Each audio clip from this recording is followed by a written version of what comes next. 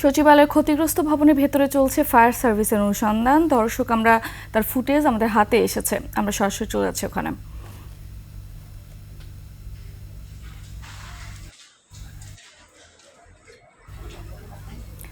নয়তলা ভবনের ৬ থেকে ৯ তলা পর্যন্ত প্রতিটি কক্ষ ক্ষতিগ্রস্ত হয়েছে। দর্শক, আপনারা দেখছেন সচিবালয়ের বিভিন্ন কক্ষে পুড়ে গেছে নথি ও আসবাবপত্র।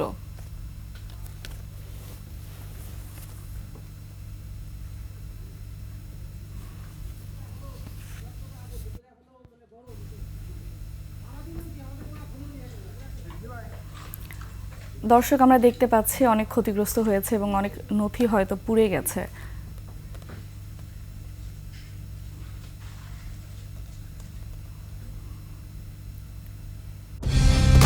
কালার এক্সপার্ট, জর্জ স্যাপ এবং মাইল্ড অন হ্যান্ডস টেকনোলজি সমৃদ্ধ অরিক্স ক্রিস্টাল ওয়াশ আপনার লন্ড্রি এক্সপার্ট।